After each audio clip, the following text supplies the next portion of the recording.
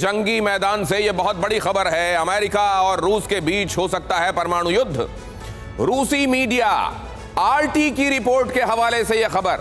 Report में दोनों देशों के बीच न्यूक्लियर वॉर के खतरे का जिक्र किया गया। यूक्रेन को अमेरिका की मदद से दोनों देशों में भारी तनाव। अमेरिका और रूस के बीच परमाणु युद्ध की बात। आरटी के हवाले से यह खबर। रूसी मीडिया आरटी के रिपोर्ट्स का जिक्र यहां पर हम कर रहे हैं और यह कहा जा रहा है कि अब सीधे सीधे अमेरिका और रूस आ सकते हैं सामने न्यूक्लियर वेपन के साथ। आरटी की रिपोर्ट में क्या क्या ऐसा जो अलार्मिंग है पूरी दुनिया के लिए और दी एंड की बात कर रहा है। देखिए जरा, अमेरिका और रूस के बीच न्यूक्लियर वॉर का खतरा बढ़ता जा रहा है। आरटी ने इस बात पर जोर दिया है। कई बातें इसके रेफरेंस में उन्होंने रखी हैं, इसको साबित करने के लिए उन्होंने रखी हैं। जंग का कोई नतीजा नहीं निकलने से न्यूक्लियर वॉर का खतरा बढ़ा। पुतिन ने अमेरिका से न्यूक्लियर हथियार कम करने की अपील की थी। पुतिन ने वॉर की आशंका को देखते हुए हथियार घटाने की अपील की थी। यूक्रेन युद्ध ने अमेरिका और रूस के बीच की खाई को और बढ़ा दिया है।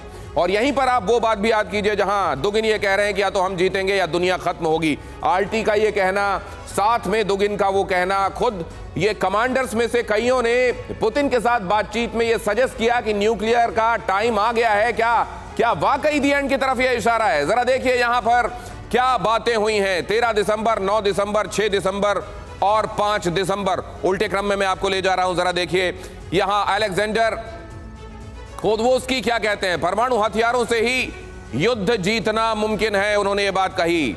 पुतिन ये बात कह चुके हैं, रूस पर परमाणु हमला करने वालों को धरती से हम मिटा देंगे। आप दिमित्री मेदवेदेव का बयान याद कीजिए, रूस पर परमाणु हमला करने वालों को धरती से हटा दिया जाएगा, खत्म कर दिया जाएगा।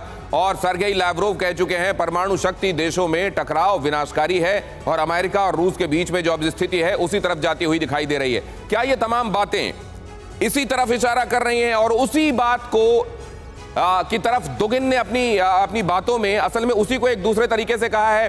त्रिगुनायत सर, जो पुतिन ने जब ये बात कही थी कि हम कन्वेंशनल तरीके से ही इस वॉर में आगे बढ़ेंगे, हम तो अभी सोच भी नहीं रहे हैं न्यूक्लियर के बारे में, पूरी दुनिया ने राहत की सांस ली थी। लेकिन मुश्किल से महीना डेढ़ बीता होगा, फिर से एक बार न्यूक्लियर के अंदेशों के बीच दुनिया घिर गई क्या? देखिए, ये बात सही है कि प्रेसिडेंट पुतिन जो है न्यूक्लियर वॉर नहीं चाहते थे और न चाहते हैं। लेकिन ये बात भी सच है कि अगर रूस किसी तरह हारता है और तो डेफिनेटली वो ये वॉर करेंगे और न्यूक्लियर वेपन्स यूज होंगे टैक्टिकल वेपन के साथ मिला करके। इसमें कोई शक की बात नहीं है और उन्होंने कई बार कहा है। आपने देखा होगा कि जो न्यूक्लियर डॉक्ट्रिन थी उनकी, उसमें अब तक ये कह रहे थे कि अगर रूस के ऊपर हमला होगा तो हम, लेकिन इसमें सर एक और थॉट प्रोसेस जवाब दिया है। त्रिगुनायत सर, एक और बात सामने आ रही है। जब मैं एक्सपर्ट से बात करता हूं तो उनमें से कुछ का यह भी कहना है कि हो सकता है बहुत डायरेक्ट, बहुत एक्सप्लिसिट तरीके से इन चीजों को कहते और होते आप देखे नहीं, बल्कि ऐसा कुछ हो कि ज़ैपोरेज़िया में कहीं कोई मिसाइल जाकर गिर जाए जहां पर कैटास्ट्रॉफी वैसे ही हो, लेकिन सीधे सीधे ये कहना कि परमाणु हथियार का इस्तेमाल किया, ये तोहमत भी ना लगे। क्या इससे बचा जाएगा? या जब न्यूक्लियर का इस्तेमाल होना ही है तो लगे जो तोहमत लगने वाली है? किस सोच के साथ आगे बढ़ रहा होगा रूस? देखिए, एक चीज आप देख लें कि इस वक्त में कोई भी, चाहे रूस हो या यूरोपियन नेशंस या अमेरिका है, सबकी जितने भी इन्वेंट्री असले की है वो बहुत काफ़ी कम हो चुकी है। आज ही की रिपोर्ट अगर आप देखें तो अमेरिका में कंपनीज कह रही हैं कि 6 से 8 महीने लगेंगे उनको रिप्लेनिश करने के लिए। जोसेफ बोरेल ने बोला है कि यूरोपियन यूनियन के पास में असला खत्म हो चुका काफी हद तक।